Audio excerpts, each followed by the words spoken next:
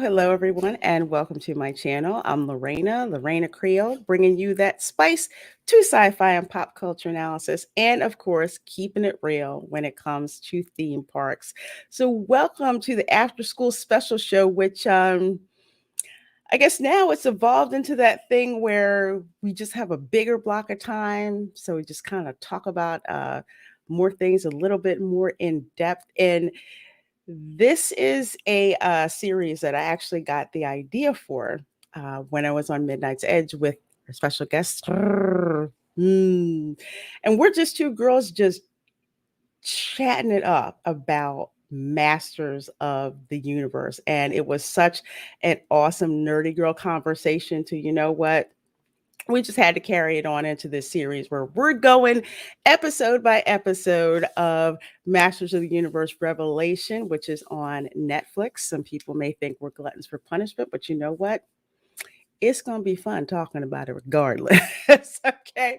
So, with that said, I am going to bring up my lovely guest. And of course, my co-host and I'll say our co-host, Fat Steve. Yes. And how are you guys doing? Hi. How are you both? I'm doing great. It's great to be here.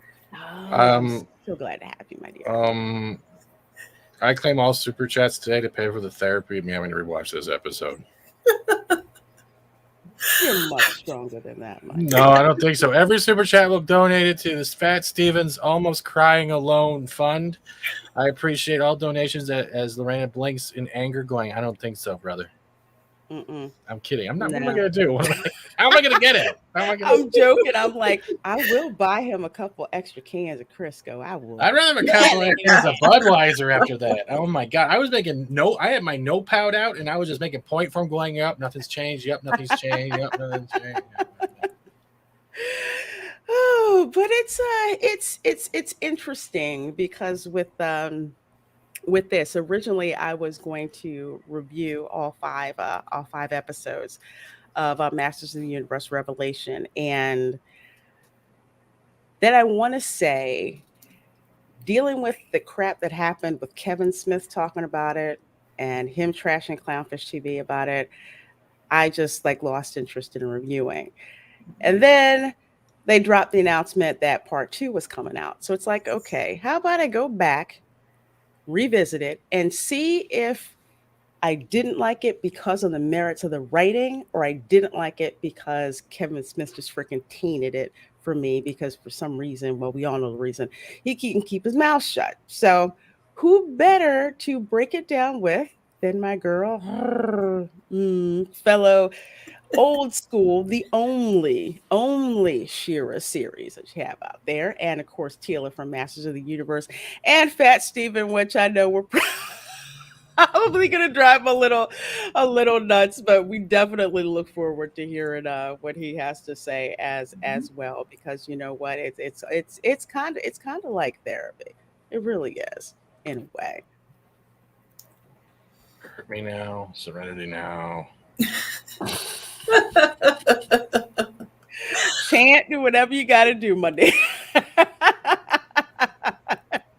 No, but really, this should be some really interesting conversation, if anything, for those of us who have been fans of this show for years. I joke with some of my friends that I want to say there's two animated series that if you are a toxic female, it's perfect. One She-Ra, and the other is He-Man Masters of the Universe.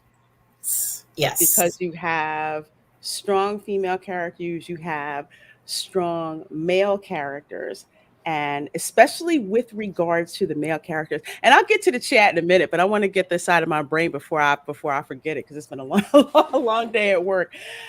Because with the male characters that are in this show, not only are they strong physically, but they're protective as well. They're protective of, of those who are weaker. They're protective of the people. They're even protective of each other at the same time. So that is one that's very appealing to me as a woman. Two, was very appealing to me, as a girl. They didn't talk down to, to the women who were in the series. They revered them actually very, very much. So that was like one of the big appeal to me of that. How about you? Hmm. Yeah, I have to agree with you, Lorena. There was chivalry in this. You were going to be taken care of, and yet they respected if you had powers or skills. And, you kind of were seen as an equal in the series as a woman. And the costumes, even for the female characters, I thought were beautiful. And also, the women were portrayed as being intelligent. So there wasn't sort of like any sort of confusion as to what was going on. They were up to speed with everything that was happening. You had magic in this.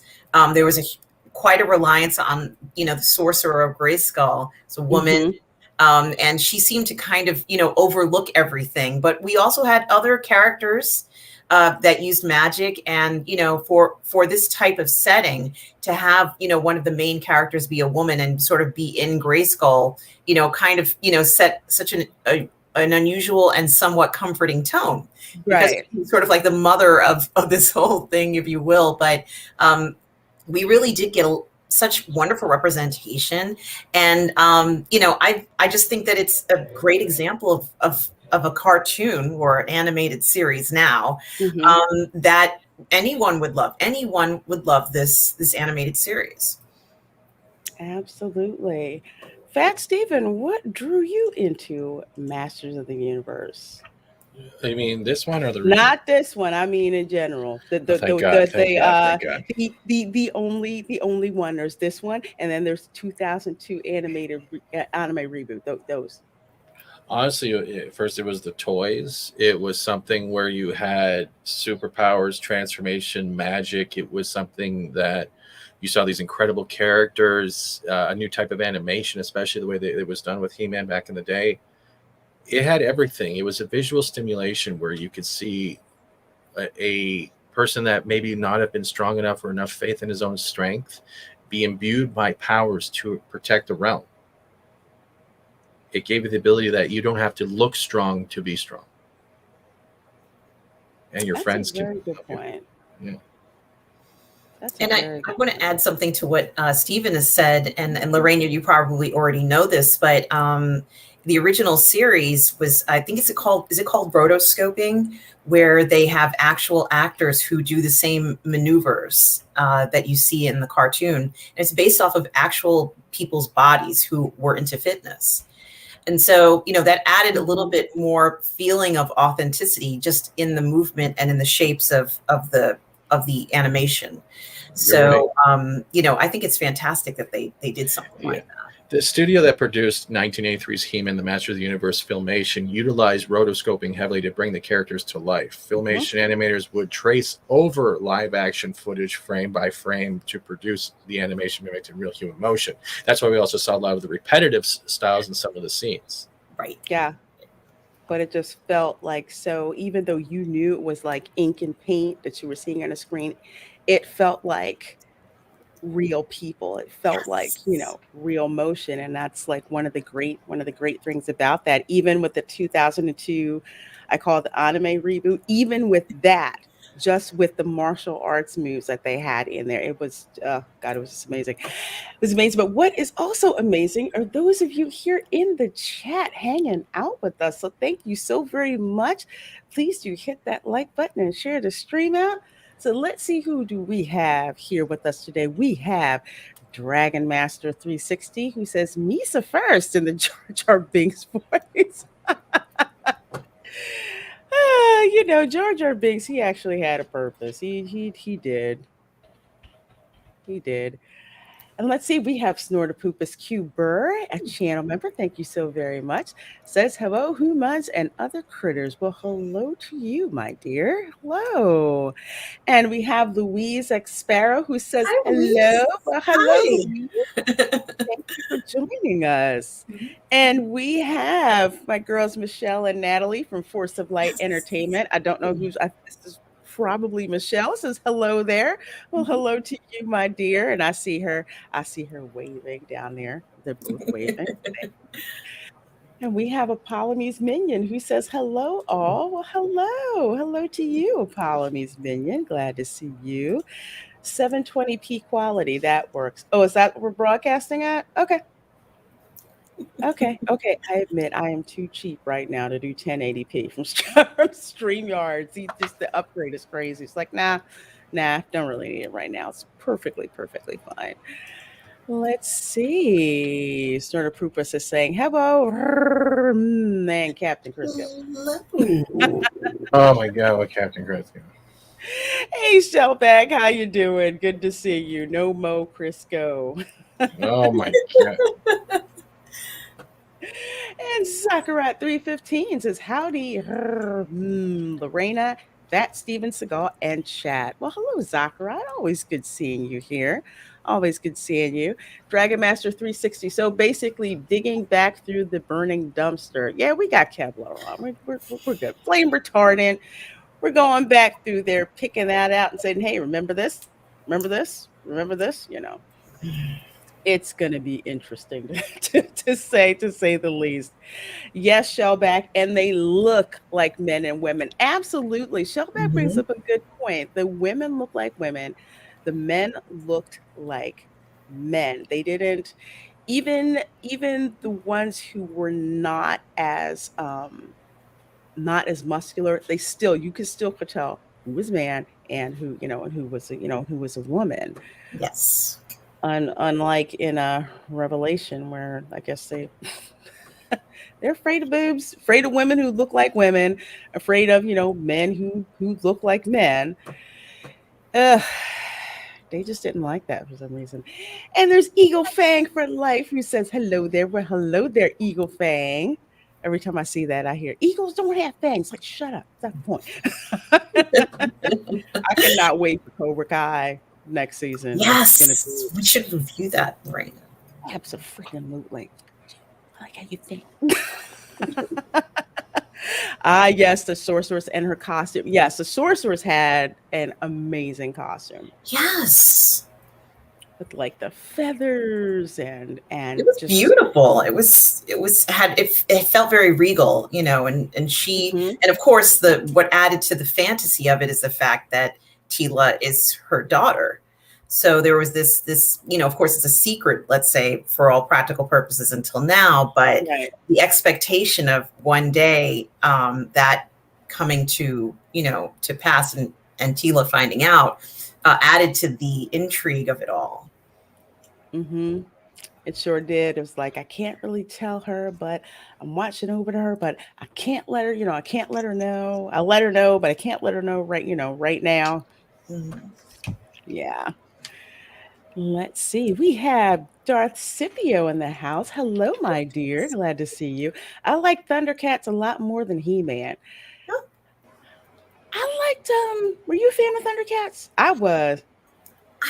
I didn't watch it as much, but it still looked really good. Like they had a great sounding song, Mhm. it seemed like the animation was very similar to that of He-Man. It was. And it seemed like a great show, but unfortunately it was not one that I watched on a regular basis. That was one where I kind of and I'm trying to remember. I think when I was a kid, whenever I saw it, it was either the tail end of Thundercats. So I knew what they were, and the animation was really cool. So I knew who the Yeah. Thundercats was, but I watched He-Man more. But I had friends who that was their thing. They liked watching Thundercats, which is why we're not going to talk about that abomination called Thundercats War. I wasn't a Mm, Thundercats fan, and I looked at that and said, what is that? What yeah. the freaking CalArts. Uh, the Thundercats. Ooh. Yes, the 80s was full of great cartoons. Hey, Oh, it Rab was so Marshall. good. It was so good. It G.I. Joe and Transformers and just, oh my gosh, we were so lucky. X-Men. It Mhm. it was just Yes. amazing. And on I know on Cartoon Network, if you Gem. look like at a lot of Gemini holograms, Yes. it's like if you look at the cartoons like on Cartoon Network, like say the 90s to 2000s, you will see so many callbacks to Yes. like the 80s cartoons. It's just uncanny. I Mhm. I, I love it. Let's see. We have Taz Manta. I don't think I've seen you Hi. before, so welcome to my Yes. show here. No more androgynous hermaphrodite. No, don't. No, I was not down with that. I was not. Nah, definitely was not down with that. I like my women to look like women, and I like seeing boob armor. That's my thing. I Hmm. expect to see because you remember like with Tila's outfit. Hey, that's what you expect to see. Hmm. It was Yeah. beautiful. It looked nice, and Yeah. you could wear that like if you wanted a costume as a kid, you Hmm. could get something that looked like that, and it looked really good. You knew it was Tila and Yeah. feminine looking. Very. Like it's feminine battle armor, and she looked Hmm. awesome in it. And ugh, they didn't like that. God forbid. Let's see. Keely Chow Hey, Roll Keely. Tide. How are you doing, Hi. Keely? Says Tila from Masters of the Universe Revelation makes me want to do the angry Buffy stare. You know what? Why don't we talk Hmm. about that, and I will definitely get through the chat with the rest of you guys. I see you Namens is number 5457 in Squid Games. I still got to see Squid Games. Eventually Oh, I you've will. got to see it. It's you Lorraine. know what? It's on my list of things to watch It's on Netflix. I put it on love my it. watch list. So I And we did can not. review it if you want to. I mean, you will love it. I'll keep that in mind. I'll keep that in mind because I have to. It's like I have I to haven't seen watch it either. so much stuff. Hmm? Yeah, I'm sorry, I, Stephen. Have you I seen it? no, I have not. You Oh, should check it Squid out. Game. I have not watched it yet. No. You I'm should. gonna I'm gonna watch it because people keep telling me how good it is. It's kind of like what happened with the movie Extraction. Have you two seen the movie Extraction? Is that with Tom Cruise? No, No, that that's was the with Chris Hemsworth. Okay, no, I have not seen it. It was on Netflix Oh, and I hadn't heard about it. He was like in I want to say I forget which country it was. Was it Pakistan? I don't think it was Pakistan. But it's a country near India. And mm-hmm. basically he was a private contractor and he had to go in, I think some highfalutin person, I'm forgetting a little bit, their son was kidnapped and they had to go in and extract him out. The whole Mm-hmm. story, I'd never heard of this movie before, Mm-hmm. hardly any advertisement. Amazing. I want to say the last 5 minutes, the tension of that is probably better than anything I've ever seen Hollywood come out with Wow. years in Wow. years. Everything from how things are shot, between the motion that's going on. It's like that last conflict scene. Just the way that they played it was just absolutely flipping amazing.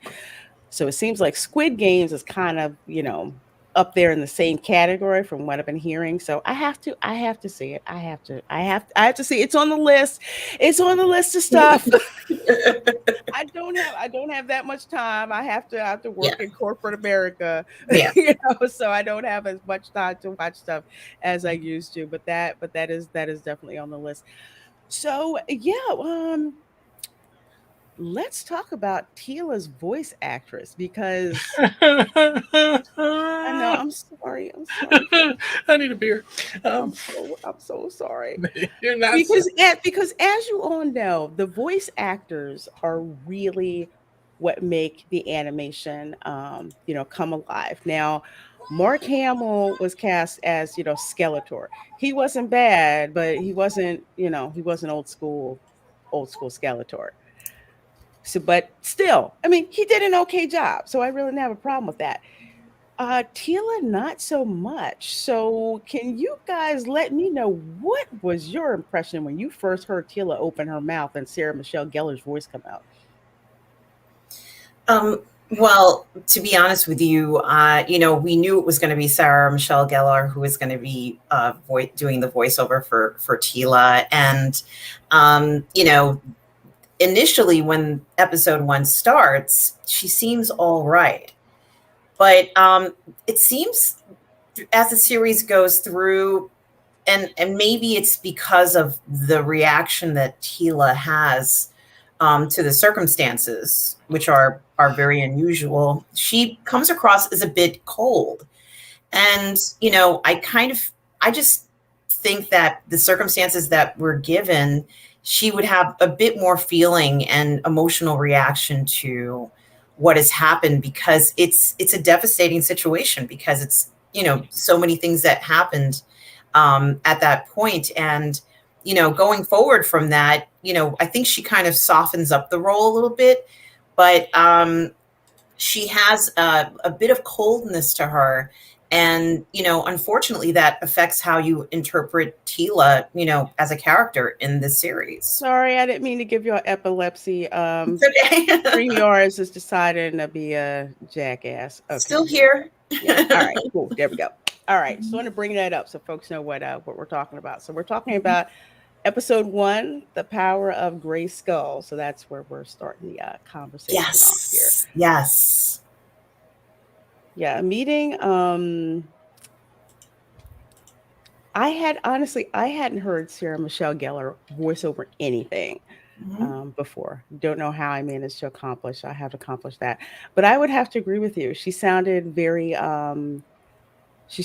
cold, and I would think that that's not how she would come off, considering how long she's been there, how long she knows Prince Adam, how long she knows the royal family, King Randor, knows the queen, knows man at arms.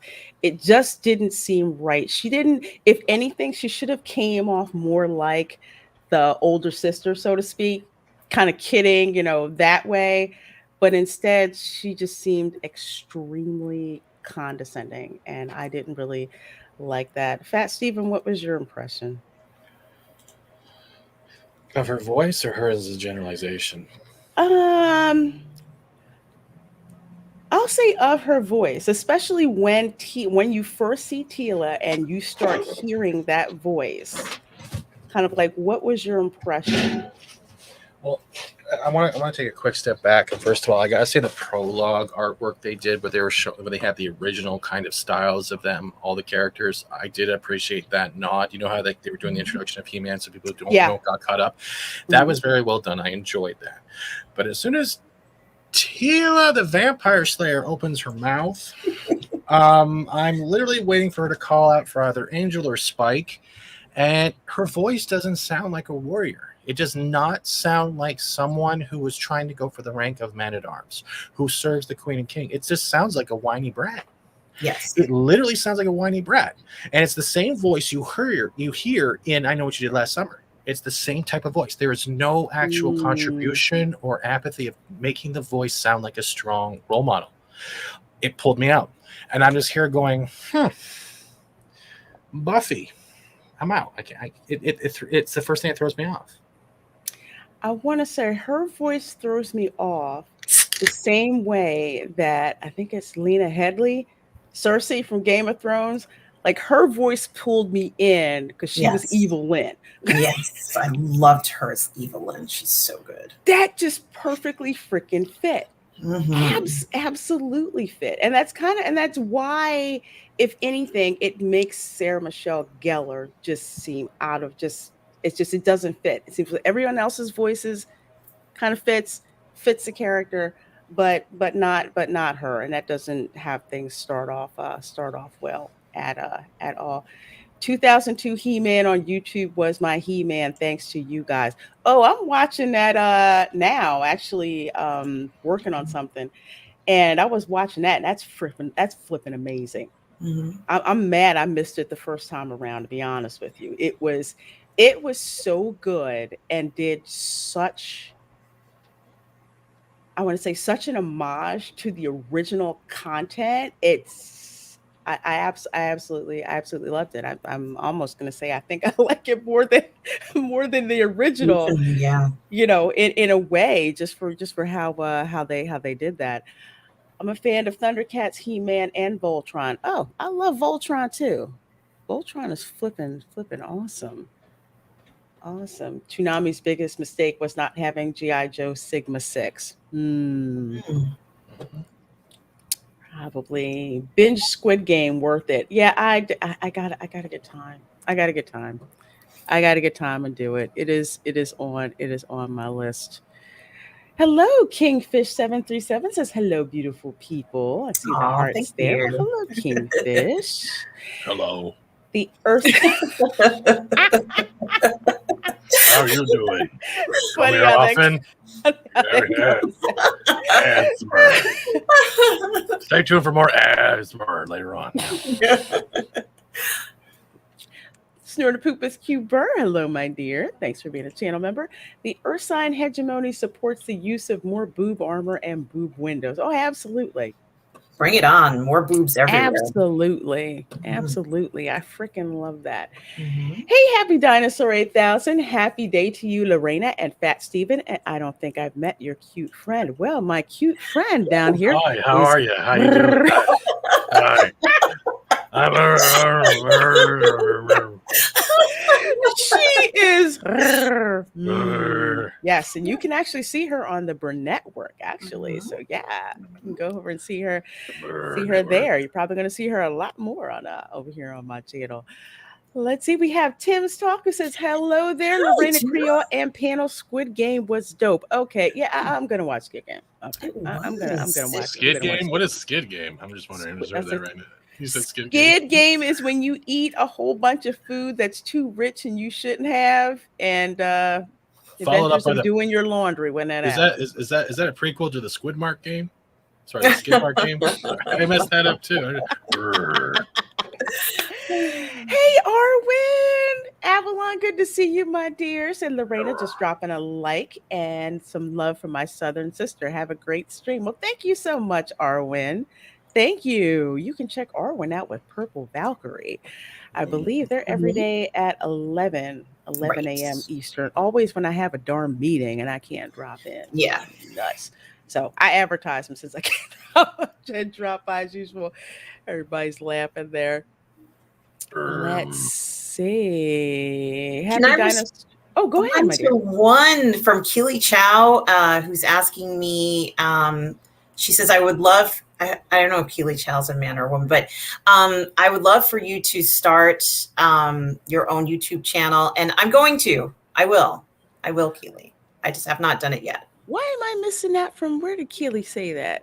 It's after Orville Nation's $3 super sticker. Oh, there we go. Thank you very much. Hey, PJ, thank you so much for that super sticker for $3. I Thank appreciate that. you. He's got fist bump He with the little does. teal guy. Thank you so much. PJ has an awesome Oh, channel, he's a man. and Keely Chow's a I cannot. Yeah, Thank you. Yeah.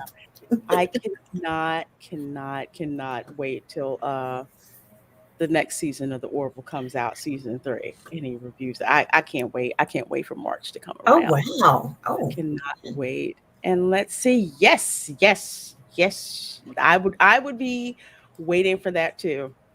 I would be waiting for that too. I'm gonna peer pressure you the way I got peer pressured into YouTube. And just keep bringing it up. When's your channel? When you start? Well, I might have to ask you for help, Lorraine, because this is, it's a lot, and I understand how you feel like with work and this. So, yes, I'm absolutely. I would be honored to. Let's see. I think I have a pod racing Palpatine. Said unlimited power. Hello, everyone. Hello, everyone. Let's see. Phil TMNT. Hello. And let's see. We have Jeff C, who says Tom from Midnight's Edge voices a more accurate Tila. I haven't heard him do the Tila voice. I'm Tila. Oh, Lord have mercy. I am the mister of the universe. Where is my sword? Get me my battle whammon. Let's see. Well, hello there, too. I see a D. Bud Martin is in the chat with us. Hello, D. Bud Martin. Good to see you. And let's see who else we have. Some more folks who came in here. I see Dennis Kachakis. Hi, Lorena, Fat Steven, and hello. Happy Oxyno Day. Hello there. I need context for that one. I want to know what day it is, so I know if I'm doing that. Snortocuspis, snortopupus, Okay, I have to trill that. Okay, I need practice trilling my R's. I'm not really good, not really good at that. Let's see. I saw something from yes, Louise X Sparrow. I Really? didn't mind their voices so much as what they said. And that's actually a Yeah.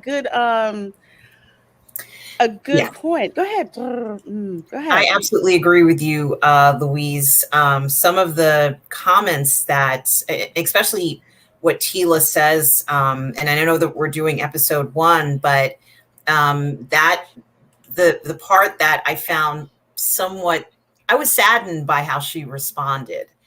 And if Tila has lost this man who's been like a brother to her, but maybe even more than a brother, and Mhm. she's just lost him. And in her way of thinking at that moment, the writers chose to have her say things like, well, I'm out of here.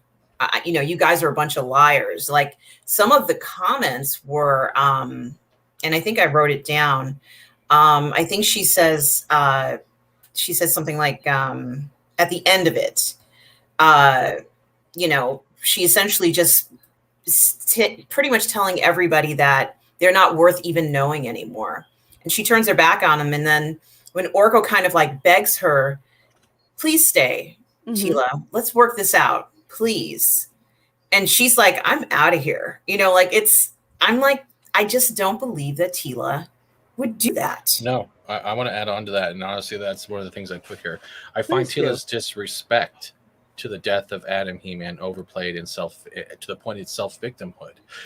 She's not even. I said this when this first came out. No offense to anyone here, and a lot of people probably feel the same way. Everyone has lost either been a family member, a pet, a friend. Everyone's lost someone, and the last thing you do is throw a fit of anger because of a lie at the moment when you just lost them. You're disgracing their name, their memory, their death, and in this case, He-Man and Prince Adam's sacrifice.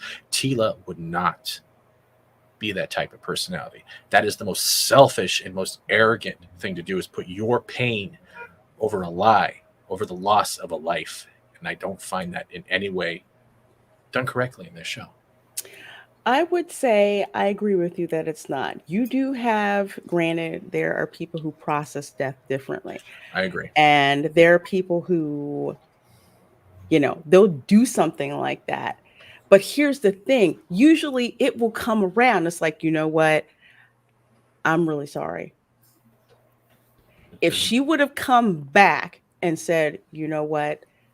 That was disgraceful, what I just did. Adam was like a brother to me. And I just wish that I would have known when fighting alongside him that he was indeed He-Man, because that just maybe some of the things that I said to him, like, joking like an older sister, like, okay, where's Adam now? You really should be here. You seem to be gone every time, we need something. If they would have come at it with that angle, I think that would have been forgiven. But like you said, Fat Steven, and kind of like you were saying, they just went with her being selfish. It's not like she just showed up on this family's doorstep. She's been with them for years. And Man at Arms is her father. And I'll actually get to that in a little bit too. It's not like she doesn't have deep ties to these people, and to find out that someone who you love, whether as a brother or more than that, is gone, and that's what you go to. it's it doesn't make sense, but it makes sense in the way that they're trying to make this all about about Tila. And I kind of back up a little bit. What did you guys think about King Randor's response? His was actually human. I, I, I thought he was fine. He seemed surprised, and then I think maybe he might have taken out a little bit of anger towards Man at Arms, or maybe even towards the Queen, or whoever might have been there, and he, would just kind of say, I'm assigning blame on someone else. And maybe that's why he said that. I don't believe what I kind of interpreted that scene was that he was upset, and he may have temporarily took it out on Man at Arms, but I just didn't think, like, personally that he was going to commit to what he said about, Man at Arms. I think he said something like, you can't, I don't want you in the palace anymore, or stripped him of his power, so to speak. And told him if he came back, he was going to kill him. Yes, I just don't believe the king has never been aggressive in that way or behaved that way before. So, I can understand that if you found out that your child was killed, that you might say things that you wouldn't normally say. But, I just don't believe that the king really, that's something he would really even follow up through, or even would even pop in his mind.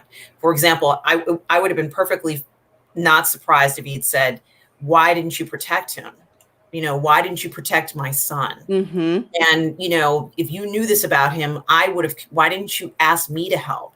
I would have come and, put the crown down for a little while and go out and do everything I could to protect him. I think that might have been more realistic response to what happened. But when somebody loses someone like that, sometimes they can say things like that. I mean, I've heard people say things Grief. like that. Right. Yeah, they can't. Yeah, no one was carried. It was like it wasn't. It's like it wasn't written in a way that I felt respected the characters, and I think this is exactly what you guys are feeling. It's just like who are these people? And even if they did react out of character, there wasn't a moment that brought them back into being in character. Like if we would have saw, Man at Arms leaving, the castle that he's been banished, and King Randor saying, you know what, just, where are you going? I didn't mean to say, what I did, but I need you. I need you to find out who it is who killed my son. I need, I'm gonna need you. It's things like that which go with respecting, who the characters are. I also want to say that I think that Tila or any person, like in the universe would have responded like she would have been devastated. So, maybe her personality might have changed, but it might have been like where she became somewhat depressed from this. This is not an easy thing to get over. After all, this is, Adam, upon finding out that he is He-Man, she didn't just lose Adam now at this point. Now the idea that He-Man is also lost is like a double blow, because for so long he has kind of been like a leader to everyone whenever trouble has come around. And so, to have a loss on both fronts, and now perhaps Tila being one of the most responsible or a champion, so to speak, for the kingdom now. Now she has a different role. And I think that might be something that could scare her, but also for her to be incredibly crushed. Like if it were me, I would just be devastated. I'd be crying and, and Man at Arms would be like, well, no, you have to be strong now. And I would be like, I don't know if I can, like it would be that kind of a reaction of what are we going to do without Adam and He-Man? Like how do we go on? And you could see Man at Arms say, we have to go on for Adam, for everything he stood for. I'm writing the episode, but because it's and what you're getting at is the humanity of it. That even though these are animated characters, they have human characteristics, and that's something that that the Aussie audience we can relate to, because not only is He-Man and Prince Adam gone for like Tila and Man at Arms and his mother and father, he's gone to the audience too. Because to go back to what happened, what did you guys think of the plot device basically that they used to have He-Man basically sacrifice himself in the first episode? I have to emphasize this, in the first episode. I think that this would have been a fine season 3 or 4 ending, but for episode 1, it was a bit of a blow. And the trickery of where, and it still bothers me, but I'm not quite sure why, where Skeletor is sort of like standing in front of the kiosk thing, Yeah. And He-Man, of course, is lunging towards him with the sword, and when it pierces Skeletor, it also like goes into this kiosk. Hmm. And I don't know. I wasn't that fond of. I know that trickery does exist, but I wasn't expecting that kind of trickery. Like, I can understand trickery where let's say He-Man accidentally helps him destroy the orb directly, but Right. the piercing Skeletor, and then it pierces The that vault. kiosk. I mean, what did you think, Fat Steven? Hmm. Well, I quickly want to say something too, because we're forgetting another voice that was thrown up, and that is the Joker. I mean Skeletor. Um, Hmm. it was Joker Tor at this point. Like as soon as I heard, I'm like, why is the animated series playing? And I was like wondering if the voice dub was messed up. And they used trickery so much in this first episode. Oh, who's the real one? Oh no, not that one. And then we have Metallo. I'm like, Oh, when they had ooh, Faker in the beginning. oh my god. And then, yeah, it was just like you're using the same thing over and over again. It's like you took the mystery box. Okay, it's no longer a mystery, but we're just gonna keep using it. Like they didn't know what else to do. The Evelyn transformed, Faker transformed, Skeletor transformed. Like three different people not using. I'm like, ooh, we're doing good now. And then the whole vault thing, I was just like, see, Skeletor is that conniving for power. I kind of can see that he was willing to take the blade if it gets him what he wants. That I understand. Hmm. The going up to it though was just no way in hell He-Man's that stupid. There's no way in hell. Hmm. There's no. If this is an arch enemy of He-Man, Hmm. capturing Skeletor is never that easy, nor would it end this way. I know he was under an illusion, yada yada yada, but it just didn't. There's no way He-Man was that stupid, but the sorcerers picked up on it. There was something detached from it. They weren't And them. and that's another thing to get to when the sorcerer shows up, and it seems she knows more about what's going on than everyone else does. And I kind of get it to a point, because usually when the sorcerer shows up, she's got some intel that not everyone is privy to. Mhm. But I agree with you, Fat Steven. It's just He-Man is not that stupid.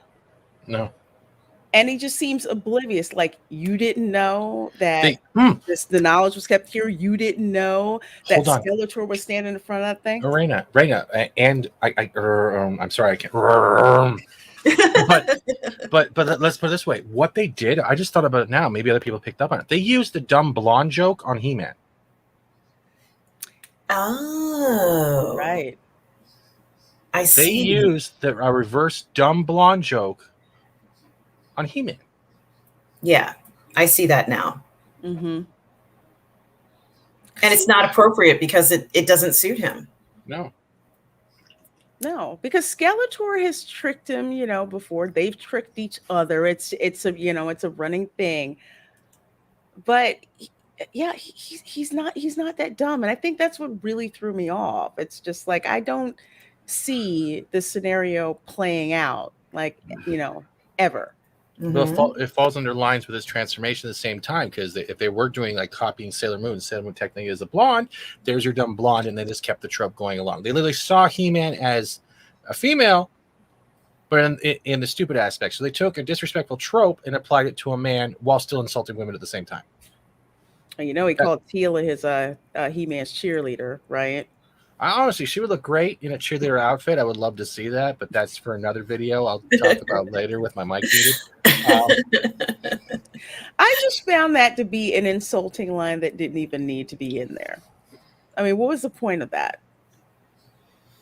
Midnight's Edge sums it up pretty good with those capital letters. Thank you, Tom, for not spelling the whole thing out. Yeah. I tell people I don't do that to shows. I'll kick them to the curb. But I totally understand the sentiment.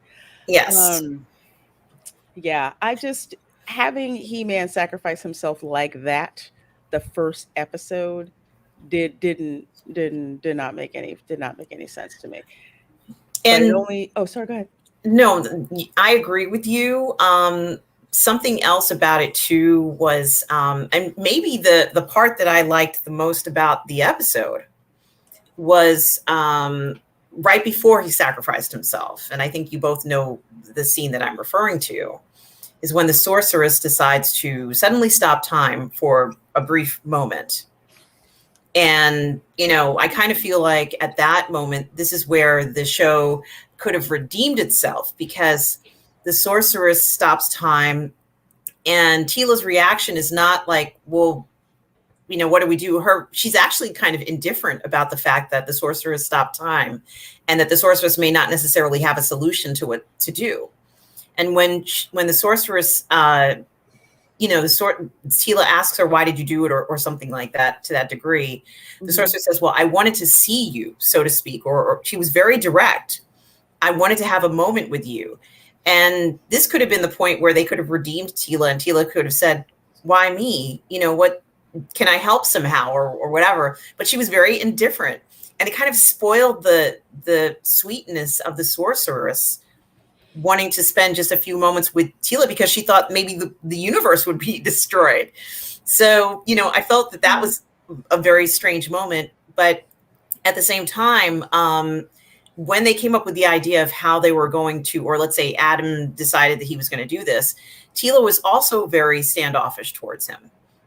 She wasn't kind of like, well, thank God, I really don't want you to do this, but, are you sure you want to do this? It was more of she kind of found out on the side that he was He-Man from that interaction. And it seemed like she became even more angry. And I thought to myself, shouldn't she just be grateful that the universe is not ending and just kind of like be mystified by all this and maybe ask the sorceress, is there any way we can bring back, Adam? Is there any way we can, wouldn't you be asking those questions or not? I would have been asking, and I'll let Fat Steven go first. Go ahead, my dear. No, I wanted to add on. You're right. She actually started getting triggered. I'm using that word correctly when she literally said, "What do you mean by your other form?" That sense right there. I'm like, "Are you already getting angry? The universe is about to end. It turns it up." You're like, "What do you mean other form? Are you already?" It was like it was literally the prologue of whatever was going to happen to her, and it's like she jumped on her nag cycle and went bitch, bitch, bitch, bitch, bitch, bitch. That's how it turned out. And if I'm not trying to sound rude, but that's what it was. She was already offended before the sacrifice. Yeah, and that's what I didn't. That's the part that I didn't like. If this is someone who you have an attachment to, affinity to for years, and you see them in danger, when the sorceress stopped time, I thought maybe they were gonna like maybe go backwards, and like you were saying, Teal's like, well, why me?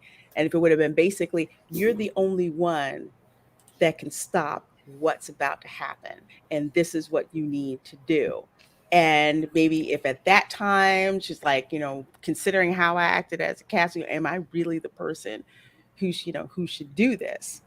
And sources probably telling her, this may be the only time that I get to see you, and as for what that means, you accomplish this, then we'll come back and talk, because that's actually hanging out there. But they didn't. They just used that whole entire scene for Tila to just be indifferent about what was going to happen, and it was lost. It would have been a perfect pivotal point to change Tila's attitude. And I also think that Tila probably, once she realized that Adam was going to be gone or what was going on, she would have been like, but no, Adam, I love you. Like, she would have said that.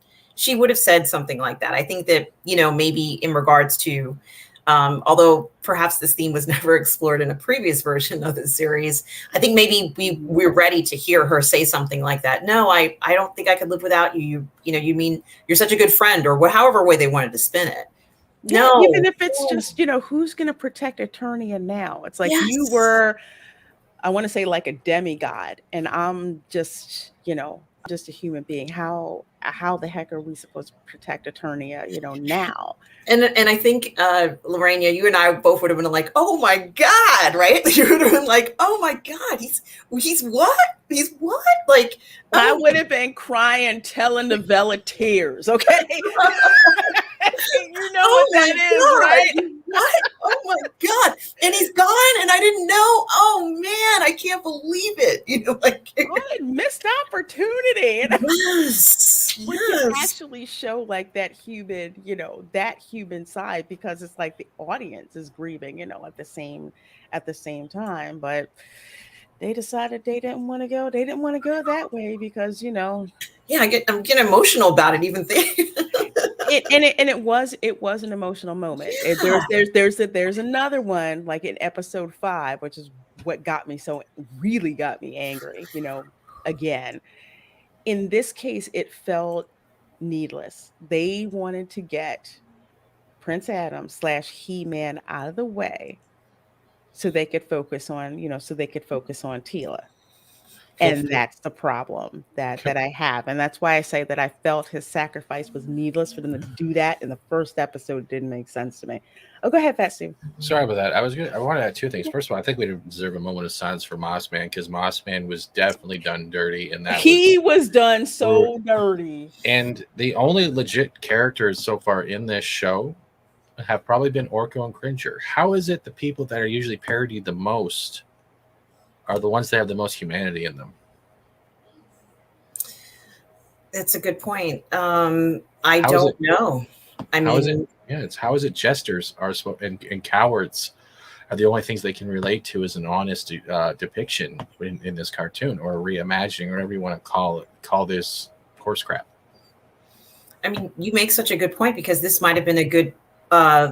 I mean, while it's true that Orko does play a critical role in this series, this might have been a point for us to learn a little bit more about Orko and see him kind of step away or have a role that was more permanent. And I suspect, at least in my opinion, that Orko will be back. And of course, if you've seen the second trailer, it seems to indicate that. But I agree with you. I think that this might have been a time to kind of turn Orko around, in the sense, and he kind of does in one of the episodes, where he just has all this power and kindness in his heart that, you almost want Orko to be treated, nicely, and to be depicted, in the way that I feel he should, because he's this nice, sweet, sorcerer creature. He's just he tries. At his core, he's very sweet.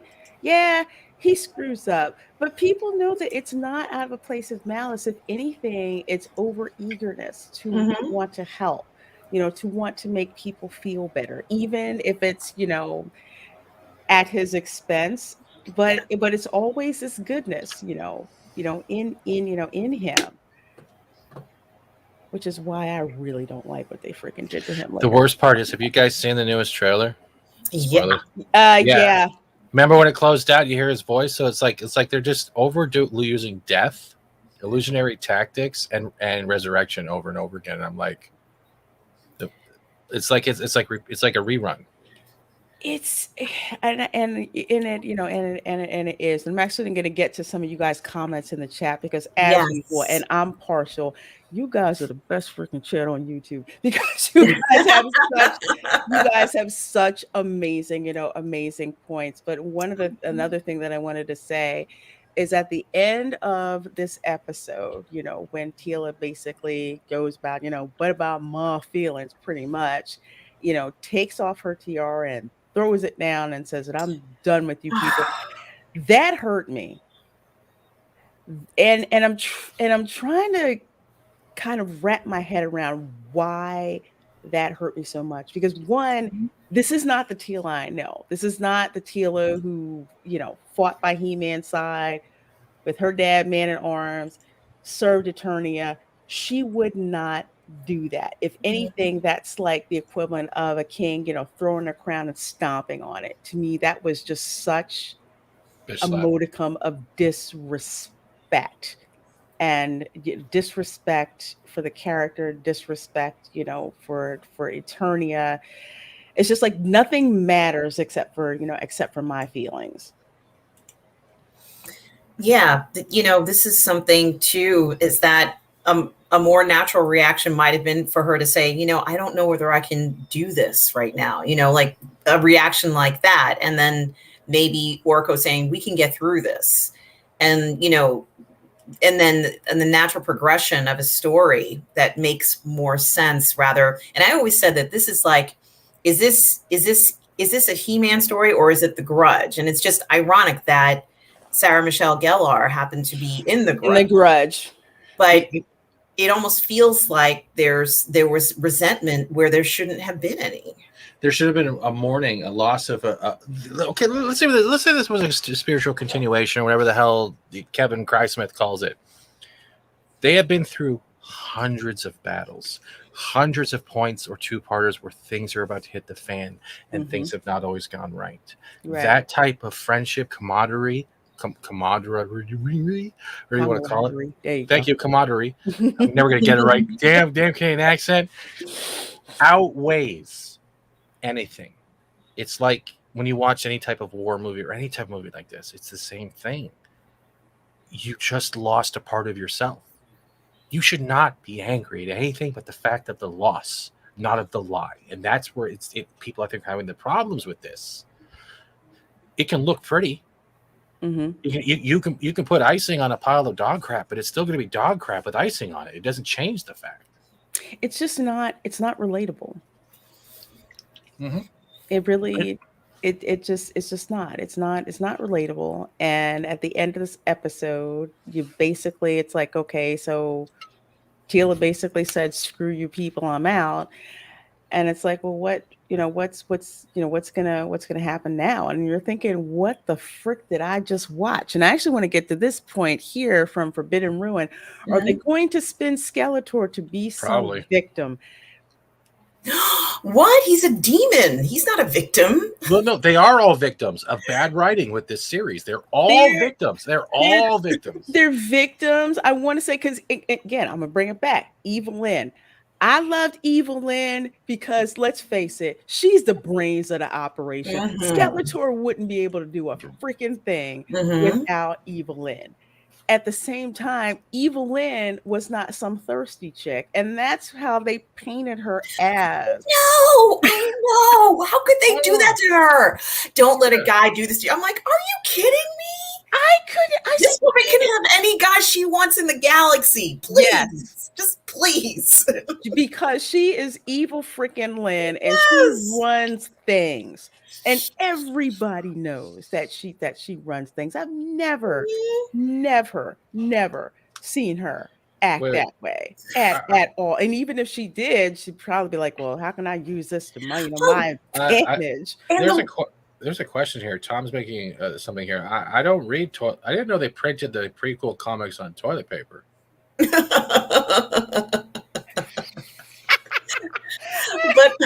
but also, was it 2-ply? Sorry. They made it seem like at the same time they were doing that, Lorena and Steven, they made it seem like the fact that Tila cared for Adam was a weakness. Exactly. It's not. Since when is liking a man weak? Like, I thought we were supposed to like people. Can I say I thought so? Why is it? And why am I forgetting the guy's name in She-Ra? What was his name?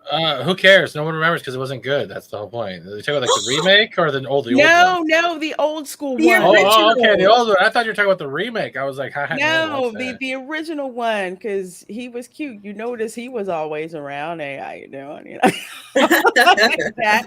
But it is, and I think again, it also stomps on that feminine trait of that masculinity is attractive. Protection is attractive. Why is it when the hero goes down, women are like crying and gnashing your teeth and all of that? Why? Because your protector is gone. And a man who protects, his family, his community, those who are less fortunate, those who are not as strong as he is, that is an attractive quality. So obviously they crapped on that, in this. You can't have that anymore. Men hold them down. Can we hope for the pretense that She-Ra will show up in the second part and just bitch slap Tila out of existence? Can we just only if she's the old one from, That's what I'm talking about. Not Cap, not the other one from Cal Arts. I'm talking about like the original. Complete with the 80s animation roll up in there. It's just like the Dave Chappelle skit. It's just like the Rick James backhand. What if I think it's in the face? Slap. And there goes Tila. For Rid and Ruin says, I mean, a victim to cis white male masculinity and patriarchy. He man, he held Skeletor down. Something, something, something. I don't know, but I don't like the idea of them trying to paint Skeletor as as some kind of victim. Skeletor was like we were saying, he's a demon. Like Yeah. we were saying, he's a demon. He's always got some kind of evil scheme going. I want to say he's almost like Plankton and SpongeBob SquarePants, where his evil schemes just almost freaking work. Almost work. And Evelyn's just like, yeah, that's not going to work. What'd you say? Nothing. Nothing. She's just like, God, I got to cover my ass because Skeletor doesn't know what the heck, what I he's wish they doing. covered He-Man's ass in that Sailor Moon transformation. Oh Jesus. God, him and poor Battle Cat. Can I just say, Battle Cat looked freaking awesome.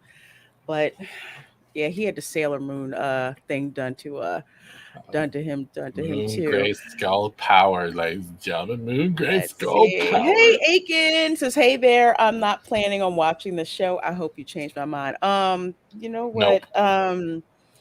I'm not gonna I'm gonna No, say if you are interested in seeing a train wreck for yourself, go ahead and check it out. oh I'm not God. trying to change anybody's mind whatsoever. We're just talking about it. And if what we say makes you want to check it out, go right on ahead. But All right, Tom sent me a bunch of images via DM, and I haven't read all of them yet. But I don't even like this drawing thing. This is is Tom. that Is from the this people Yeah, comic or something? yeah, I think so. Is this legit, Oh Tom? Lord, I'm scared. I'm This looks freaking horrible. scared. Oh my God, this looks. Oh, why, Let's why, see. Tom? Come on, man. I'm not gonna give you five. Oh my Because God. Tom said he's not going to give you $500. I don't want $500. I want 500 eyesight back. What is this? Bonehead says the most depressing thing about this is how such great animation work and voice cast was wasted on an absolute bullshine of a story. Can I just say the animation's gorgeous? The animation is absolutely gorgeous. Oh, Sarah Michelle Gellar's voice, I don't particularly like. Mark Hamill, although it had been a while. hold on. Dude, you could have tried to take it down so he didn't sound like the Joker and instead, kind of sounded like a Skeletor. But yeah, but the story was crap. The story was crap, and it did not honor, the original. You can make your own, story based off the original lore, but pay homage to that. Mhm. And they don't want to do this here. Can we The also say see, that? oh, go ahead. Sorry, I was gonna say that. Do we also gotta give her a silent recognition that Tia looks like a masculine Dean Venture. Masculine deep. Here's the thing: when you first see her, she actually looks okay. She There you go. actually looks okay, Because she's still and retro, right? yeah, she still got the retro look. The only thing is, I kind of wish, she had like, the bodysuit with hot pants, but she didn't have that. But they changed it. I'm like, okay, it still look cool. And yeah, no, then they went from that to, I have no boobs and I look like a 14-year-old boy. I The got something to C-Man. share. Oh Sorry. God, let me prep myself here. Hold on, C-Man. I'll be right back.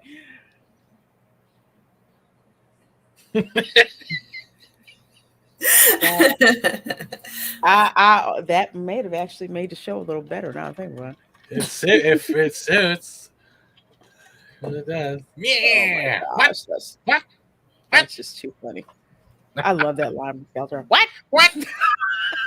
That's what everyone said when they saw that show. What? Let's see. I see, man. First of all, there's over 33 of you folks in here watching. Thank you Wow. so Wow. very much. Thank you for So very coming. much. Please do smash that like button. I would appreciate that. Share the stream out. We are basically talking, deconstructing, having a good cry, rehabbing over episode 1 of Masters of the Universe Revelation, which is on Netflix, because the last 5 episodes are going to drop November 23rd. So we figure, you know what? Let's talk about it before the other ones drop. The Seaman says, I'm just so tired of deconstruction. Can we get back to classic heroic stories? What? I wish we could, but you know what? It's like they don't like that. It's like there's something wrong with a classic hero, or even if you do an anti-hero, the hero aspect seems to Mhm. be what they have a problem with. And I kind of agree with you. It's like if they do a deconstruction, you need to put the hero back together. And I don't think they want to do that. What do you guys think? They did try to put He-Man back together. Then he was killed again. Then they put him back together. Then they killed him again. And they killed him again. They shivved him in episode 5. We'll get to that later. I think it should have been maybe Tila should have sacrificed herself, and He-Man should have been searching for her, or Adam, whatever form he would be in, and then they could reunite, kind of in a triumphant way, and then he would realize actually how strong Tila has powers, kind of something that maybe she was suppressing, or they kind of implied that she might be suppressing powers, or that Yeah. What do you think, Steve? Sorry, I mean, I was going to add also what could have happened is the sorceress was the one that died. He-Man was still alive. Mm-hmm. And we're seeing this in later episodes where she has a symbol where technically she's the sorcerer's daughter. And it could have been not only an opening between the way the friendship of Tila and He-Man or Prince Adam is, and actually He-Man relaying the secret, going, look, I have something to tell you, and this is why I have this power, because of this. And then it goes not only at trying to see if they can bring the sorceress back, but then they're realizing that she has to be the next sorcerer. Skeletor is gone, and that could have brought in Hordak. Yes. And it could have been kind of like He-Man is now, or Adam, I should say Adam is, maybe, I don't think Adam knows. I mean, does he know? Does he know that she is the sorcerer's daughter? Maybe he finds out something new. No, but if we go on later on in the series, we can actually see that weird symbol glowing on her forehead. I know you're laughing at the comments, right? Forbidden Ruin says, cast Cecil as a voice actor for Skeletor and have him write his own line, equal comedy gold. See, I would love to hear Tom sound like Cecil voice acted as Skeletor. Oh. That's what I want. So Louise Sparrow says, yes, Adam did know that she was the daughter of the sorceress. Okay. Yes. And so, that might have been something I think that it would have been nice for him to, right, Stephen, to reveal to her. Yeah. It would have been it would have been a bonding. Pretty much it would have been Tila and He-Man getting over the lies, the secrets, and the innuendos. Not only made them stronger, but trying to not only try to see if they can revive her mother, but feeling that there's another enemy on the horizon that literally wants the same power Skeletor did. And they could have done it, Lorena, in such a way that, Man-at-Arms wouldn't be around or anyone else who knew. Only Adam knew. And, that's when he had to tell her because she needed to step up to the plate. And it would have been nice to actually, not that I want to change Tila too much, but it would have been nice for her to have, let's say, her now in a sorceress costume. Totally new. Like this could have been, a big deal. Tila in her new sorceress costume. And, we would have been all over that. We'd have been like, oh, do you see her new costume now that she's a sorceress too? Like it could have been really big. It could have been just amazing with that part. Cause that was always the thing. It's like, she's the daughter of the sorceress. A few people know, she doesn't know. And it's kind of like the opposite of there's the people who know that He-Man is actually Adam, but they can't say anything to her. And the people who know that she's, the daughter of the sorceress, but they can't really talk about it. That would have been great because that would have plugged into the original lore and just would have brought it so much more to life. No, you're right. And then I kind of want to get your both of your opinions on this. So they could have also kind of made it seem as well that Tila was actually in a lot of danger. And, especially since she was the sorceress's daughter and maybe, it kind of leaked or someone else has found out. And now, that's an extra threat.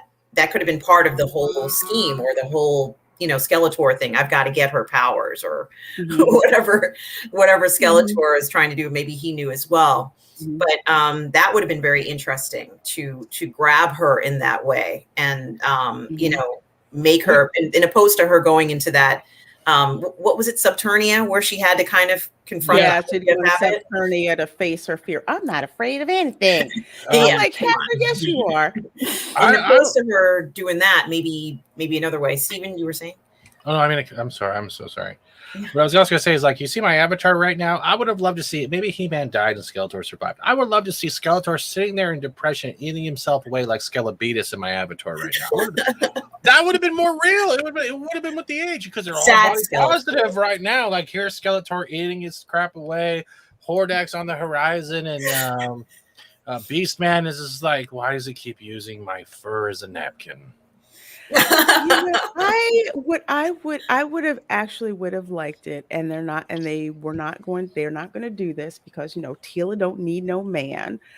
But the classic, your woman gets kidnapped, whether she's a friend and it turns out that she means more to you than just a friend. Just that classic hero story of Yes. you Mhm. have to go get the girl, save the girl.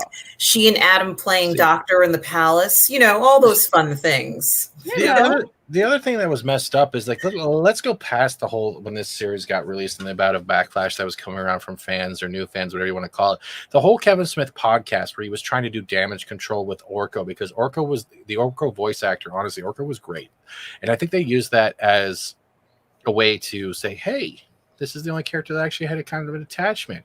But then you heard him speak, and I was sitting there going, this is damage control and slight jabs, and they just sounded like pompous idiots. they did because they were very disrespectful to the fan base And because clownfish. and Clownfish, because they basically sacrificed Clownfish to save his own ass about what this show was actually about. Now, if they would have come out and said, you know what, here's the angle we're going to go with. We have a Tila story that we want to tell because, Masters of the Universe, I call it kind of like a fantasy Justice League, so to speak. It's made up of several different people, just that Yeah. He-Man is kind of out front. That's who we know. Now, if Mhm. they would have said, this is about Tila, and we're going to tell Tila's story, it would be like telling, like, say, Ram Man's story or telling Moss Man's story as being part of the Masters of the Universe. You wanted to go and do that with Tila, fine. But that's not how you sold it. And when people started to find out that wasn't how it was being sold, then the damage control comes in. And rather than just shut your mouth or just basically say, you know what, I know you guys love He-Man. So just let it come out, give it a chance, and then see it. And I'd love to hear your feedback then, because that way it makes it seem like whether you agree with it or not, it makes it seem like you actually care about the fans who want to watch the show, the people who have watched this show for years, the people who have bought, the action figures, who's begged their parents to buy the action figures, the ones that would come home from school and whether they had, good role models or not, they were watching this show all the time. Lessons at the end that they would teach you. It was a fundamental part of their childhood. And for people who it wasn't part of their childhood, you know what? They caught it, on YouTube and said, Mhm. look at this retro show that I've never seen before. And I'm totally, all in for that. But they didn't do that. They didn't do that. And then they wonder why fans of He-Man are freaking pissed because you lied about it. And you could have just come out and said and let it stand on its own merits. And that's the problem.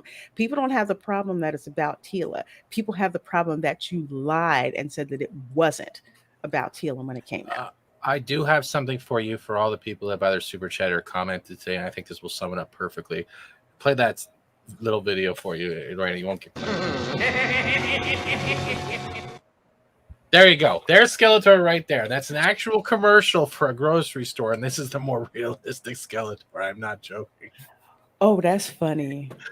I got one more if you want it. It's fantastic because I I've need used that it. in my life. Find the other one. Hold on. Okay, here's the other one. Here you go. And He-Man's even in this, loading his car, right? And it's great. I'm gonna get rid of this one. Oh, that's funny. That's funny. I edited that with the music and stuff, but yeah, That's funny. that's an actual. That commercial is more relevant than whatever Kevin Smith was doing. And I know head of Netflix has an activist pulling the shots. We know all this. We've covered all this. But at the end of the day, it looks pretty. We have some characters that have great humanity in them, but I'm We're sorry. not. The Oh, comments are making me laugh, Steve. I know. no, it's okay. You remember the Skeletor and He-Man doing? I remember that doing the dance routine in the bar. That was another good one. Yeah. One awesome one says, what if? Like, it could be like what they did with What If, but this would not be a good version of a What If, because What If No. at least followed specific rules. Oh my What if You it know, wasn't pandering? right, I had to right. laugh at that one. Oh my Skell gosh. Stephen, it says. It's a Yeah, Skelebeatus right now. we basically could, because it's, we have, when you Creativity. respect something, Mhm. you pay homage to it. Like I say, for example, the Orville. It's Yeah. more Star Trek than Star Trek is these days. Just from the story construction, you can tell it's like, this reminds me of this Star Trek episode or that Star Trek episode. It's, you can do your own thing and make your own interpretation of something and still respect the Live. body of work that came before that. And let's see, we have, hello, Commander Ed Stricker of Shadow. I Thank you think for Tom being is a good sexy. member. Don't you think in Mandy's outfit? I think Tom's very sexy right now. That's right, Tom. You sent me those pages and I had to look at them, so now you get to look at that. Look at me. Look at me. Look at me. Oh my gosh. The Raider Creole. All of us, after a three drunk, blindfolded, with a corrupted version of Word on our PCs, could have generated a better story for the He-Man series than Kevin Smith pooped out. Oh, absolutely. Mhm. This was all an attempt to get his Clerk 3s pushed by trying to see how much hype this show could cause. And there was two shows, actually. There's the 3D animated one I haven't even looked at yet. It's I terrifyingly have on my I feed. have heard that It's like is Power actually Rangers. pretty good. I All right. haven't I haven't seen it yet. I'm kind of I have a reason I haven't watched that yet. I want to watch it with my 6-year-old nephew. Awesome. Mm. That's brilliant. That's who I want to sit and watch that with. And What do you, I'm sorry, is the animated version, is it intended for children, or, I mean, Yes, it, it's yeah. PGI. Mhm. okay. Yeah, yeah, because he likes to watch Spidey and His Amazing Friend. I think on Mhm. Disney Plus. He also liked the Funko Pop one, especially the one with Deadpool and the Chimichanga truck. We watched There's that a so many lot of those freaking shorts. They were actually campaigns for when they had the monthly subscription box out. Because when Funko first released those, I was on day Mhm. one, and I still have all those, and they were great. And then they went Oh, down the hill after Amazon. God, oh my Well, God. he loves those shorts with the Funko Pops. He absolutely mhm. loves those. So I'm gonna sit down and watch that one with him and see if he likes it. If it beats Annoying Orange, they've got a hit on their because right now he loves Annoying Orange on YouTube. Oh, that's going back. Yeah, Yeah, yeah. He like, just he just watches an Annoying Orange, and he just thinks it's driving his mother nuts. She's like, I can't take it. She's like, I can't take it anymore. Louise X Sparrow says, I agree with her earlier point. This was a story that could have been worked up to, but they needed to earn the right by portraying a good version of the characters first. Oh, yeah. yeah, They yeah. needed to be transparent, and that's the one thing they lacked in is transparent. They could have said it was not a continuation because if you look at the Netflix description saying it's a continuation. Well, they Right. could have said, we have a story we want to run with the He-Man characters, the Masters of the Universe, and tell it. Could have made it just a story. It didn't have to be canon within the universe. It could have been just a story and gone with it, and then got feedback and see how people liked it and whether or not it grabbed both old and new fans in a proper or negligent way. But it didn't. No, and I kind of tell people the thing with retro is having it authentic to its retro roots. Like, for example, I'll say this because I freaking love this show. The Chucky miniseries on Sci-Fi Channel and USA. Okay, the kid. Oh, he's not a kid. I think he's like 14. He likes to collect dolls and make art like out of dolls. And he bought the Chucky doll at a yard sale Oh, yes. because it was retro. Yes. Yes. That's why he bought it. And so many of them are like into like all of this retro stuff where it's updated for modern times, but at the crux of it, you've got the 1980s Chucky doll Right. running around, giving you reasons. Well, some serial killers are born, but some are just made, you Mhm. know. And he's telling them, why did you choke, right? Really? You want me to do it? Yeah, I mean, because it pays so much homage to the original Chucky movie that even if Mhm. they update it, they still make those callbacks, Yes. to what's going on. So if they would have stuck it with that with this, they could have done way, way, way much better. Mhm. Forbidden Ruins says that Smith lied to us about Masters of the Mhm. Universe. Hollywood and the media lied to us about Venom 2. I'm seeing a trend, and I never trusted Hollywood or the media. See, Mm. uh, You only trust Hollywood as far as you can throw them with one hand behind your back. I want to throw something out there. This is kind of off a different. This is a different franchise in general, but I want Mhm. you to guys, if you ever have a chance, not just the panel of people in the chat, go find the first episode of Star Wars Droids. This is from the '80s, and if you're not hooked by the opening intro song, Ah, yeah. then you're not. Then Rebel I don't know what to again. say. Yeah, I Oh, remember that I cartoon. love that song, and you actually had Anthony Daniels voice C-3PO through that thing, and you can Mhm. tell how much someone can care about a cartoon from a movie Mhm. than we get now. And that's the problem. Invincible nailed it. Invincible had perfectly well done. A lot of people didn't stop this, but I loved Invincible. It was great. I think with Sorry. I had a point and I completely forgot it. But with respect to Hollywood, okay, you notice that they do like a lot of the woke marketing that goes on, even if the movie isn't, because that's their way of signaling to their buddies that hey, we're okay, right? And think back, think about what happened with the Joker movie and how they tried to trash Yeah, that yeah. It says you're gonna cause shootings and violence and all that crap. and all of that, and it came out and and did it Mhm. in gangbusters. So no, you don't trust Hollywood. They have an agenda until they start freaking losing money and people don't want to see their stuff, and there's a reason they don't want to see their stuff because it's not what we want to see. Like example, Dune came out. Wasn't it wonderful, just sit and watch a movie, you don't have to be freaking preached to? Like, it was Yes. great. Yes, a normal film. Just just freaking entertain. You're not there to tell Mhm. us what to do, you're just there to entertain our asses. So that's just what And we it need you to was entertaining. It was. very, very. Oh my god, you couldn't tell where the CGI, what was real and what Yes. wasn't, and it was just beautiful. It was Mhm. just Yeah. absolutely, absolutely I'm beautiful. in trouble again. Pod racing Palpatine. I love that song from Doors. I wish there was a full version. Oh my god, like that! I love that song so much. I'm Pod in racing trouble. Palpatine says He-Man needed a pod racer. He would have Yeah. survived. No. What they needed was a Jar Jar to just be the scapegoat at this point, and the Jar Jar Uh, was not supposed to be He-Man. yeah. Dennis Kachakis, Lorena and panel and chat. Oxy Day is a Greek holiday around fighting in World War II. Oh, I did not know That's that. the day, How, right? how, Is it? Okay. My I my think it brother-in-law is. is part Greek. I'm gonna have to ask him about that. not to sound disrespectful, but how many people thought it was like an oxycodone nod day?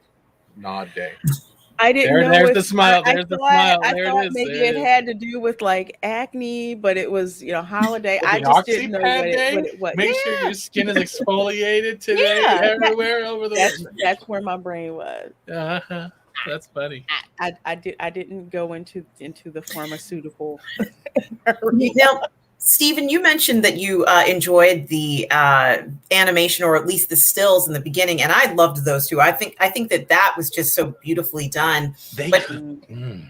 personally, I felt that the animation throughout it was actually very good, No, I agree with and that. I I agree with you and agree. 100%. the music was good as well. And I think that aside from the story, the depictions of what we were seeing, like the locations, I think Mhm. they Yeah. did a nice job. I'm not gonna lie. Those opening panels where Evelyn's sitting there like on the like all she was like a bearskin rug. I'm like, yeah, right there. It's good. Can Yeah. I just add, Evil Lynn has to be my favorite rendered character Oh, she was Yes. sexy as hell. in this. I mean, she Mhm. was done just beautifully.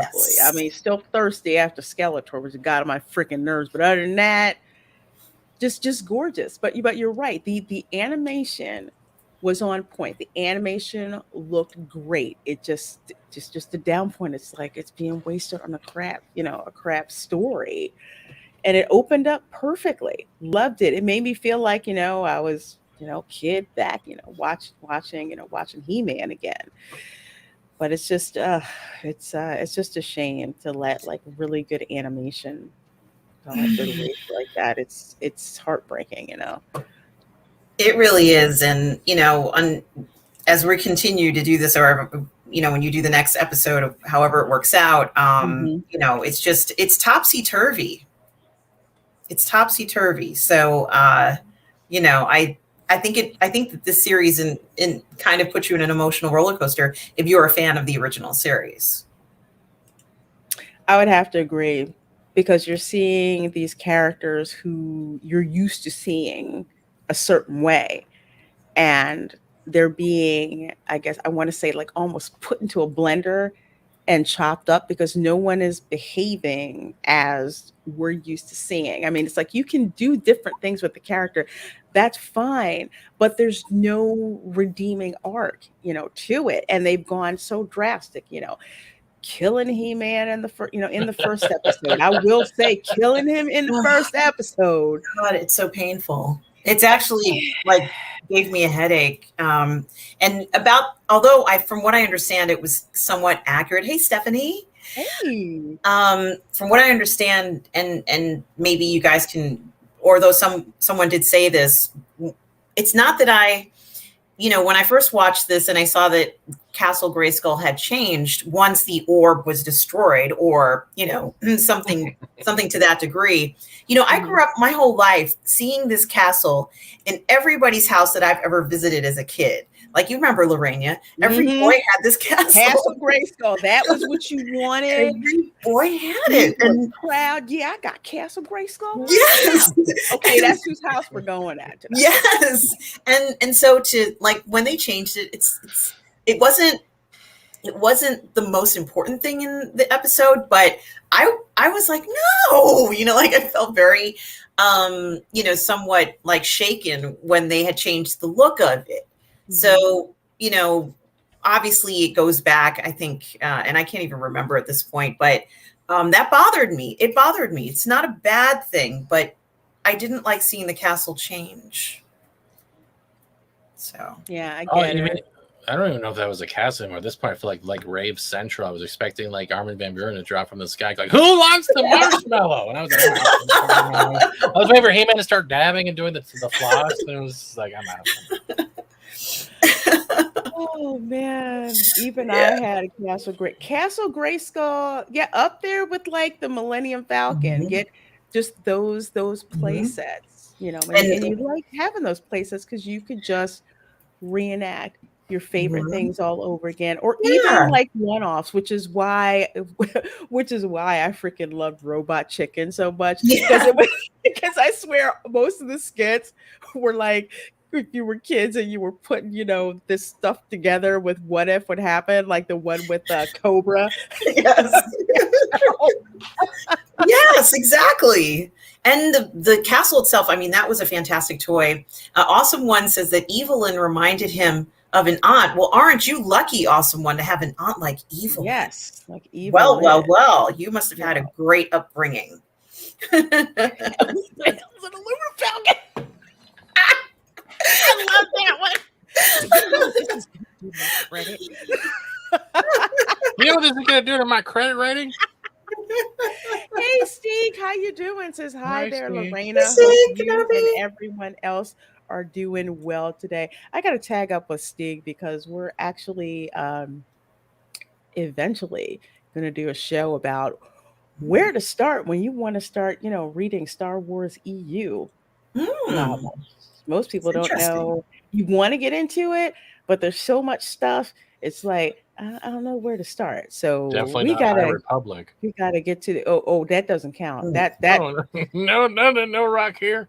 That's like what you use when you run out of logs to burn in the right after that in the He-Man prequels. Let's just wipe my ass with this $10 toilet paper. Let's see how it tastes. Absolutely. So, oh my gosh, you guys have been amazing. We have like 38 people in here. Wow. It's been such amazing, discussion. I know the Netflix series is It's nowhere near being the best at all. However, it's great to talk about all the stuff What? that we love and that we remember, and basically reminding these people you screwed up. This is why you screwed up, and we're going to keep reminding you that you screwed this up. So easy. Start with the time period you like best. Very short episode. Ha ha. You funny, funny Sting. Anything pre-Disney. We don't count that. I said anything pre-Disney. Oh, you said okay.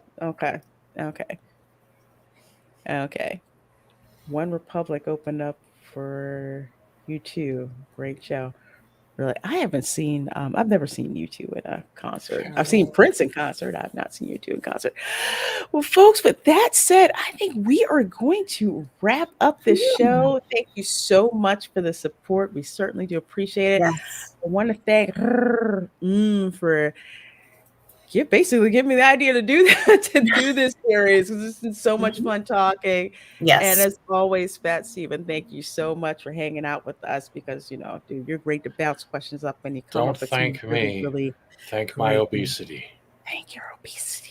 Aw. Thank you for your obesity, Fat Steven. What the hell? You're not supposed to actually do. Oh my god. Thanks, Aiken. We just, we just love having fun talking. Do you guys have anything coming up that you'd like to promote? Why don't we start with you? I'll be on Midnight Metal on the Burn Network. And that's all I have, other than streaming with you, Lorena, which I'm enjoying and look forward to doing more. And I may be on Uncivilized Scoundrels either tonight or tomorrow, next week. So, and that's on the 1/6 scale, man. Oh network. my god. Oh, okay, cool.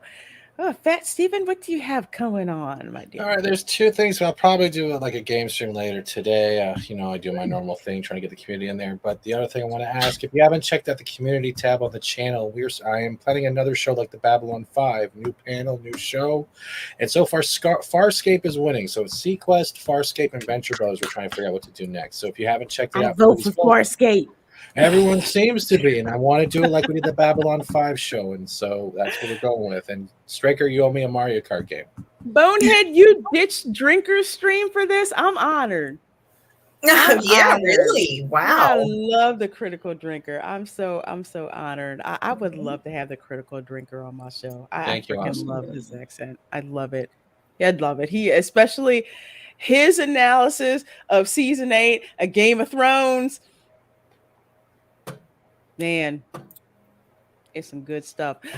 But folks, tomorrow at 12 p.m. Eastern, Fat Steven and myself will be hosting Sil Abdul on my channel for the Lunch Table Show. So please do check that out. Yes, Sil Abdul is going to be joining us. Okay.